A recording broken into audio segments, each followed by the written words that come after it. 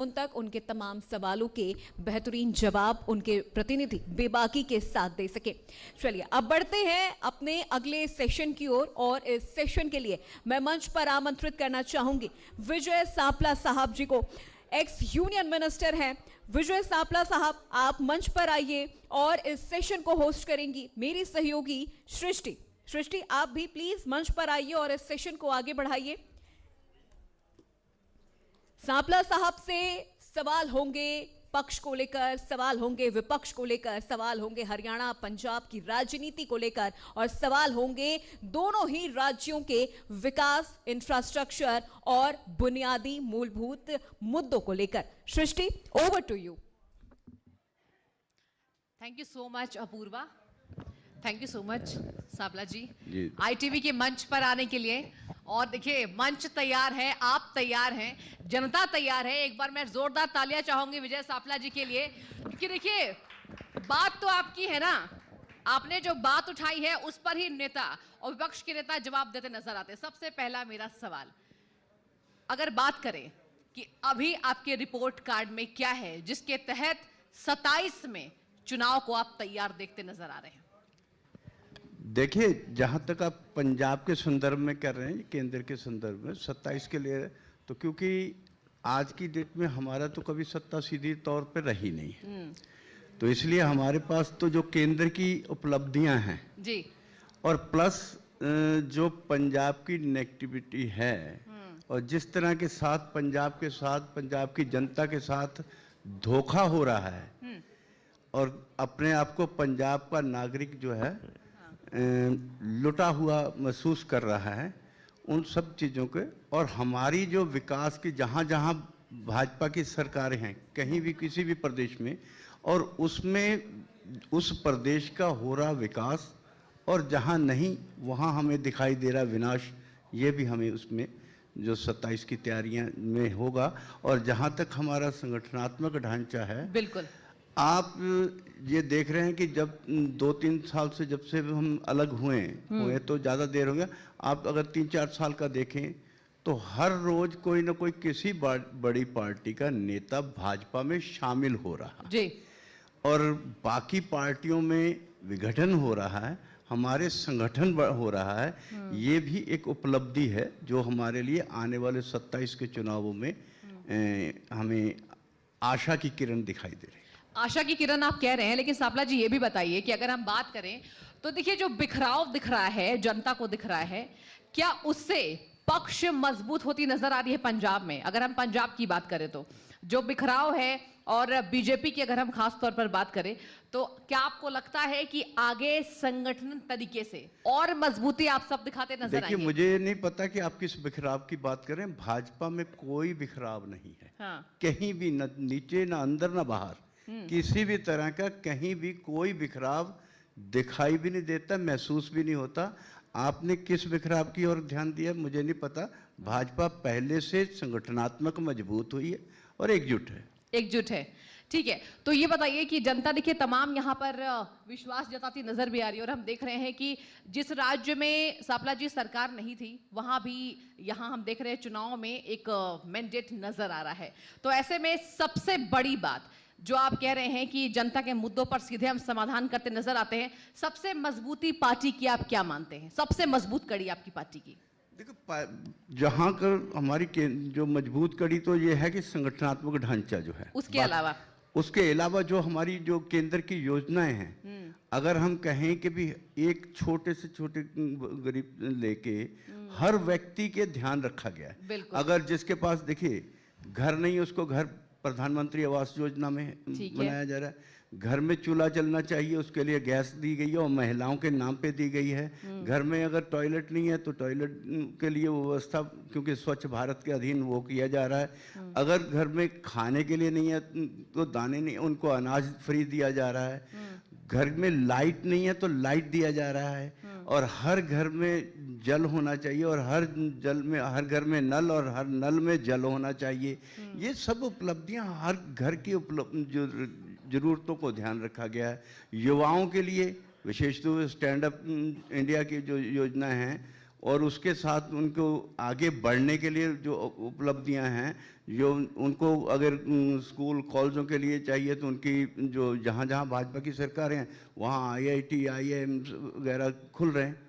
और जानी हर क्षेत्र में, ऐसा कोई क्षेत्र की भी बात करेंगे तो मैं ये कहूँगा कि हमारी भाजपा की जो उपलब्धियाँ हैं हर गरीब तक पहुंची हुई है। और जहां भाजपा सरकार नहीं बना पा रही है वहां क्या कमी हो जा रही है सापला जी? देखो, वहां भी मैं कमी नहीं कह सकता हूं, योजनाएं वहां पर भी लागू हैं। हाँ। ये जितनी मतलब योजना गाड़ी चल रही है, गाड़ी जहां पर भी है तो योजनाएं वहां पर लागू हैं। ये हाँ। जितनी योजनाएं बताई, चाहे वो जनधन हो, चाहे अटल पेंशन योजना हो, यानी कभी गरीब रेडी फड़ी वाला सोच नहीं सकता था कि उसको भी पेंशन मिलेगी।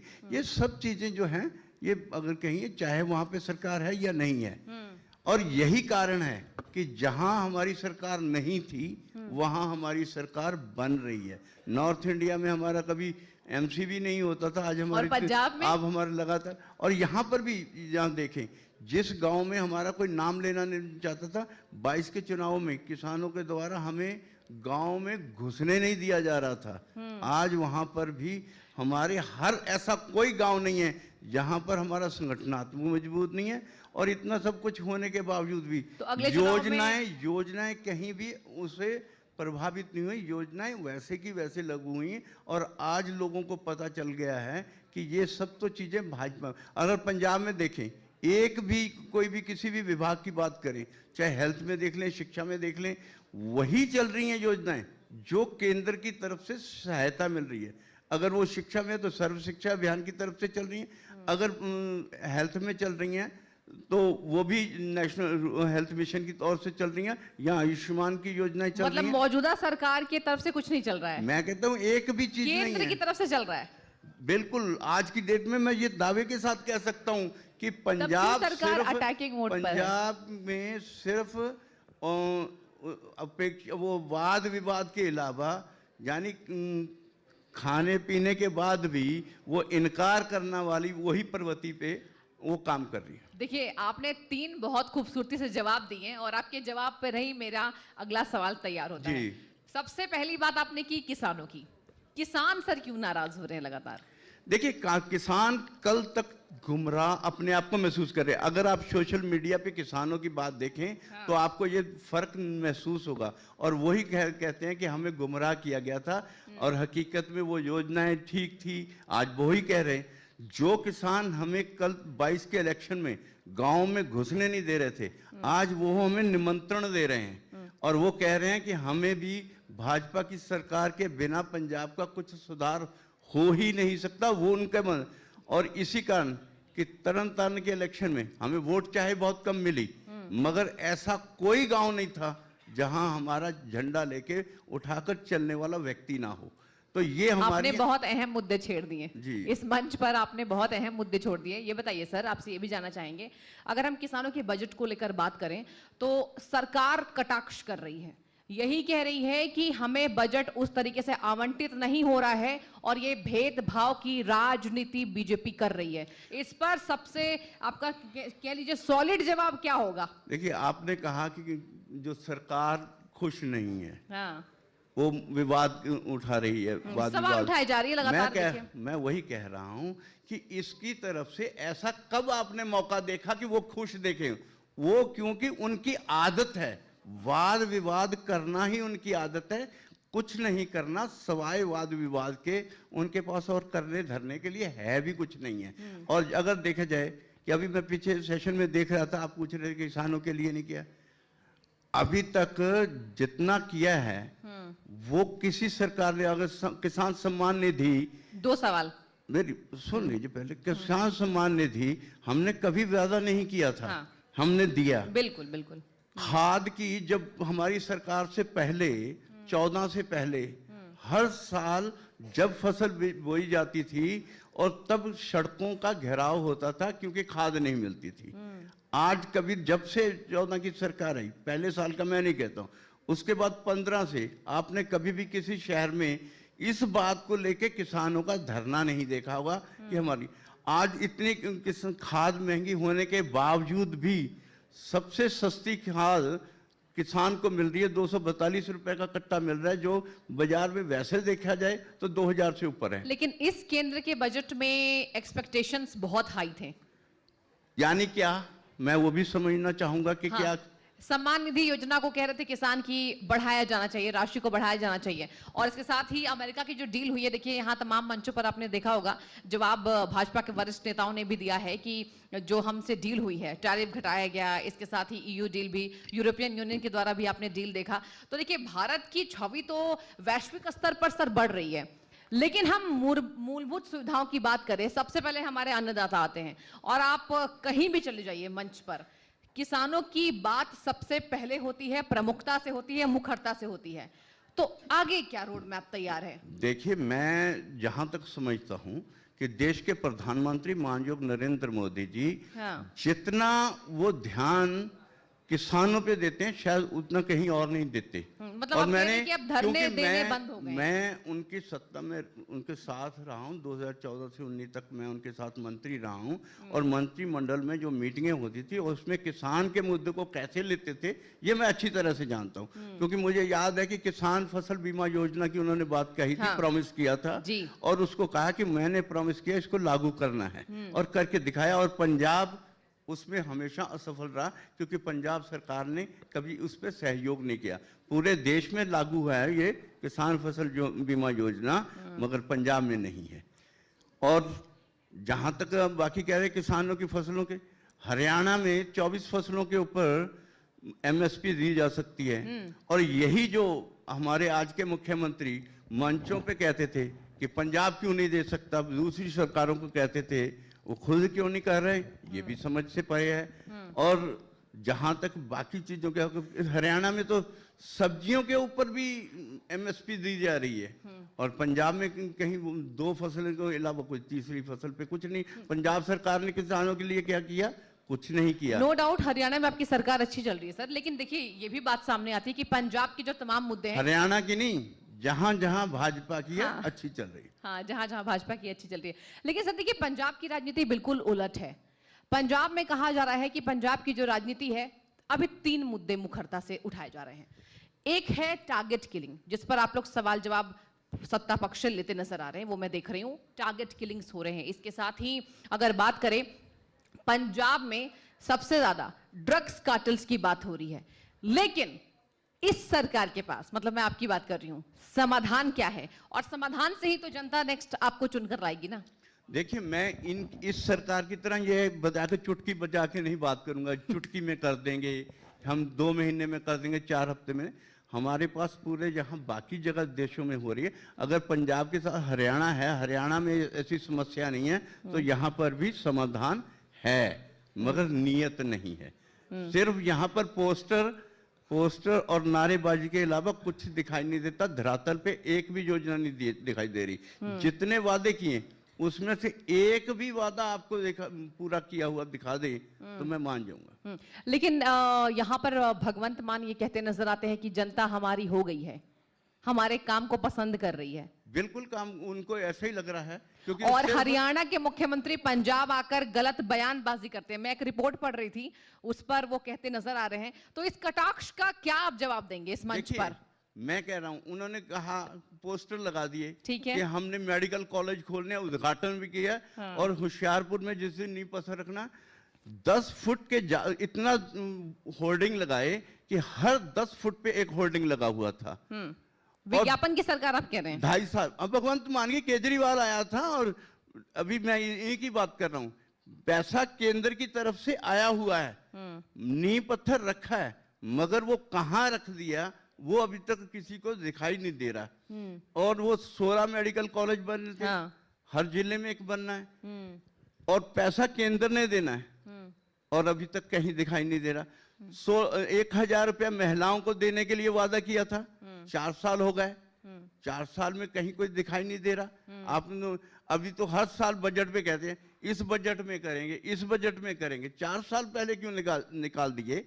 अभी बाकी किसी, अभी थोड़े दिन पहले पटियाला में केजरीवाल साहब फिर चले गए वहां पे, भगवंत मान जी, होर्डिंग पोस्टर सभी खंभों पे लग गए कि अब बिजली 24 घंटे लगे और बयानबाजी हो रही है कि आंख झपके जितनी भी बिजली नहीं जाएगी।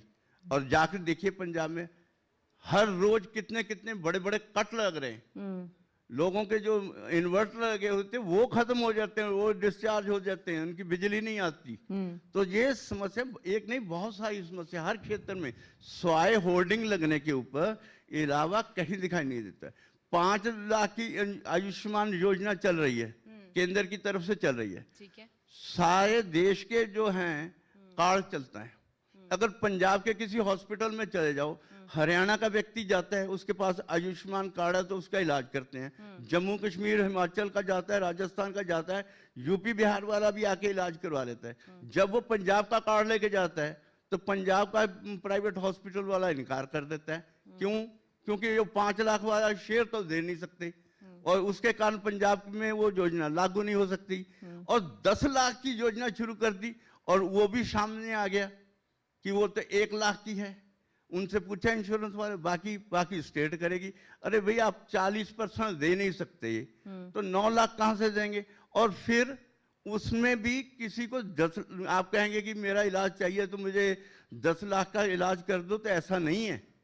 वो भी किसी में 5,000, किसी में 10,000, को 40,000, लाख रुपए, इससे ज्यादा कहीं नहीं मिलेगा। और ये सब झूठ का है। और उस झूठ के बाद फिर वो कहें कि जनता मेरी है, तो मेरा ख्याल इससे ज्यादा वो किसी सपने में रहते हैं या कौन सी दुनिया में रहते हैं, ये मेरी समझ से परे है। लेकिन देखिए सबसे बड़ी बात तो हम ये देखते हैं बीजेपी की तैयारी को लेकर, और यहाँ पर ये बात खुले मंचों से प्रधानमंत्री नरेंद्र मोदी भी कहते नजर आते हैं कि जिस दिन चुनाव किसी राज्य का खत्म होता है और रिजल्ट आता है, उसी वक्त अगले विधानसभा चुनाव की तैयारी, अगले लोकसभा चुनाव की तैयारी बीजेपी करने की शुरुआत कर देती है। और आपने दूसरी अच्छी बात कही है कि विज्ञापन की सरकार है, लेकिन आम आदमी पार्टी का भी सेम कटाक्ष है कि विज्ञापन की सरकार है, कागज पर है, असली जमीन पर कुछ नहीं।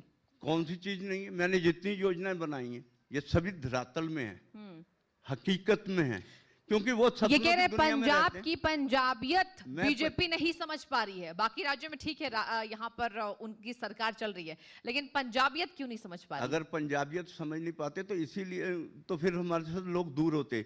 आप देख रहे हैं कि रोजाना बड़ी गिनती में लोग पंजाब के भाजपा से जुड़ रहे हैं, क्योंकि हम उनको समझाने में कामयाब हो रहे हैं। पहले से बहुत अंतर आया। जो आज अगर हम 3 साल पहले की बात कहें तो वो अलग बात थी। आज बहुत बड़े जो है आपको उसमें कह सकते हैं कि बदलाव आया है और लोग भाजपा की ओर आकर्षित हो चुके हैं। देखिए सर ये भी बताइए, देखिए कानून व्यवस्था की अगर हम बात करें तो हम बीजेपी की बात करें, सबसे कहा जाता है कि सरकार के द्वारा यही रिपोर्ट पेश की जाती है, उत्तर प्रदेश को दर्शाया जाता है कानून व्यवस्था पर, और जहां जीरो टॉलरेंस की हम नीति देखते हैं और डबल इंजन की सरकार भी हम देख रहे हैं। लेकिन पंजाब की मौजूदा स्थिति सबसे ज्यादा आप लोग मुखर होकर उठा रहे कानून व्यवस्था। आप कानून व्यवस्था पर क्या करेंगे? क्योंकि देखिए मैंने पहले ही कहा कि पंजाब की बिल्कुल अलग स्थिति है। पंजाब में रहते हैं, पंजाब की अभी तो आप कह रहे थे कि पंजाब की वो स्थिति समझ नहीं रहे हो। हाँ। अगर हम समझकर लोगों को बता रहे हैं तो आप कह रहे हैं कि वो क्यों कर रहे हैं। हाँ। ऐसा नहीं है, क्योंकि पंजाब में ऐसा कोई दिन नहीं है जिस दिन हत्याएं ना हो। अभी कल की बात, कल लकी ओबरॉय को जिस तरीके से ऐसा कोई नहीं, रोजाना शरेआम गोलियां चलाई जाती हैं। ऐसा कोई बड़ा व्यापारी नहीं होगा जिसको फिरौती के लिए फोन नहीं आया होगा, जिसके ऊपर कोई धमकियां नहीं आई होंगी। सबसे बुरा हाल अगर कहीं देखें तो लॉ एंड ऑर्डर स्थिति में पंजाब का बहुत बड़ा बुरा हाल है, और हम उसको बहुत प्रभावी तरीके से उठा रहे हैं। और सरकार जो एक पुलिस के पास तो भगवंत मान को संभालने के अलावा और कोई काम ही नहीं है, और हकीकत में ग्राउंड में पुलिस कहीं दिखाई भी नहीं देती। और उनके पास चले जाओ वो कहते हैं हमारे पास स्टाफ ही नहीं है, हमारे पास आदमी नहीं है। तो ये जहां काम करने की जरूरत है आज लोग खौफ के अंदर, और जरूरी नहीं है कि जो आज आदमी आपको घूमता फिरता दिखाई दे कल को भी दिखाई दे, ऐसी स्थिति पंजाब की हो रखी है। तो इस स्थिति में अगर कहें कि पंजाब की जनता उनके साथ है, तो मैं कहूँगा इससे बड़ा उनका सपनों की दुनिया का, ख्वाब की दुनिया में रहने का ये उनका ख्वाब है। उनको ख्वाब में रहने दो। और 5 साल उन्होंने जिस तरह 4 साल निकाल लिए, उन सबका हिसाब जो है वो तो लोग मांगेंगे, महिलाएं तो मांग रही हैं ना कि हमें 4 साल का पहले 1000 रुपए के हिसाब से दो, अब उन्होंने कह दिया 1100 दे दो, अब 11,000 देंगे, अब 11,000 के हिसाब से महिलाएं उनसे पैसे मांग रही। लेकिन सर देखिए, आप सब जनता का नब्ज भी टटोलते हैं और तमाम यहाँ पर राज्य में एक एक जनता से संवाद करते हैं। आपने जो कि अभी कार्यक्रम की शुरुआत में बताया कि आपने ये कहा कि हम एक एक घर पर जा रहे हैं, किसानों से बातचीत कर रहे हैं, गरीब जनता से बात कर रहे हैं, लेकिन नब्ज टटोलने की जब बात आ जाती है तो एक रिपोर्ट कार्ड जनता मानती है और वो रिपोर्ट कार्ड हर सरकार को पेश करना पड़ता है, पक्ष को भी पेश करना पड़ता है, विपक्ष को भी पेश करना पड़ता है।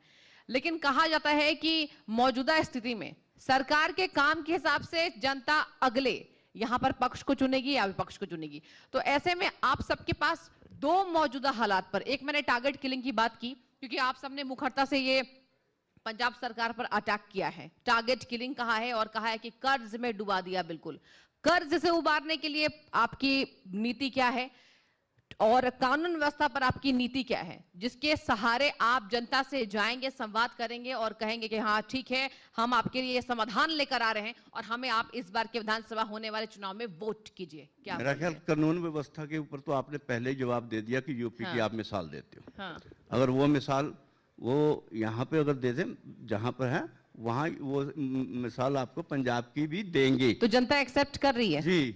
जहाँ तक है कि पंजाब की अर्थव्यवस्था से आज तक इन्होंने बड़े वादे तो बड़े किए कि हम इंडस्ट्री ला रहे हैं, जर्मनी गए थे, BMW को ले आए, ये किया, वो कहीं दिखाई नहीं दी, 3 साल हो गए और वो तो कहीं मगर इतना सबको पता है कि जर्मनी के एयरपोर्ट के ऊपर उनको जहाज से उनके स्टाफ ने उतार दिया था। वो कारण आप सबको पता है कि ये वहां पर जाकर भी किस तरह की जाके अपने देश का या प्रदेश का नाम को कलंकित करके आए, ये सबको पता है। अभी थोड़े दिन पहले गए थे, जापान गए, कोरिया गए, बड़ा सुना, कहाँ क्या है धरातल पे?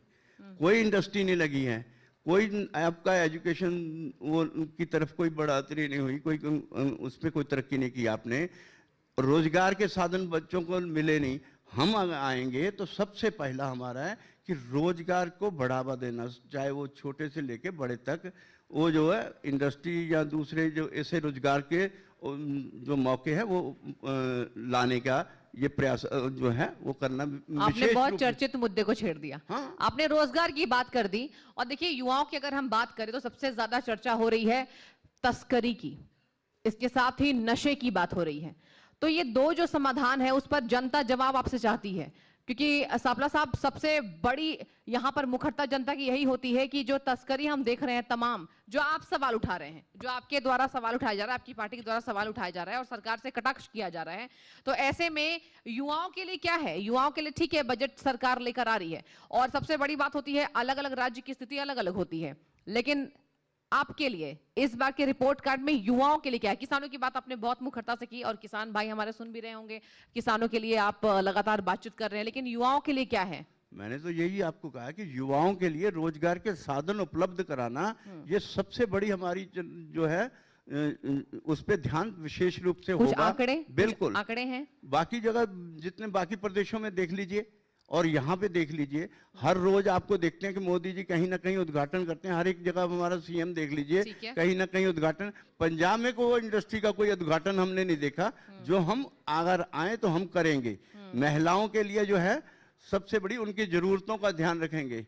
और ये मैं वैसे मेरा अपना निजी तौर पर, क्योंकि जब तक महिलाएं विकसित नहीं होंगी तब तक वो नहीं है, क्योंकि महिलाएं विकसित होती तो पूरा समाज विकसित होता है। बिल्कुल सापला जी। सो इसलिए महिलाओं को विकसित करने के ऊपर भी ध्यान देने की जरूरत होती है। ये हमारा पहले टारगेट है। इसीलिए मोदी जी ने जितनी योजनाएं की, चाहे वो आवास योजना है तो महिला को मिलेगा, आपने गैस कनेक्शन दिया तो महिलाओं को दे देगा, अगर लखपति बनाना तो दीदी लखपति दीदी बनाना। जो जब तक हम महिलाओं को, आपने देखा, ये मैं जो बता रहा हूँ ये हवाई बातें नहीं बता रहा हूँ, ये जो है आपको धरातल पे जमीनी दिखाई स्तर पर देता। महिला सशक्तिकरण की बात भाजपा करती है और हम देख रहे हैं कि तमाम राज्यों में महिलाएं मातृशक्ति एक बड़ी मिसाल बनकर नजर आ रही है। सापला जी बहुत बहुत धन्यवाद मंच पे आने के लिए, तमाम जवाब बहुत बेबाकी से आपने दिया, आपने अपनी रिपोर्ट कार्ड को पेश किया और मैं आशा करती हूं कि आपके जवाब से जो आपकी जनता है जो ये अपेक्षा कर रही है कि इस बार पार्टी क्या करेगी, उनको उनका जवाब मिल गया होगा। बहुत शुक्रिया बहुत आपका धन्यवाद। इस मंच पर आने के लिए और तमाम जवाब देने के थैंक लिए। यू। बहुत शुक्रिया सांपला साहब। और सृष्टि मेरी सहयोगी बातचीत कर रही थी और मंच कार्यक्रम जहां पर आज हम आज समाज जो अखबार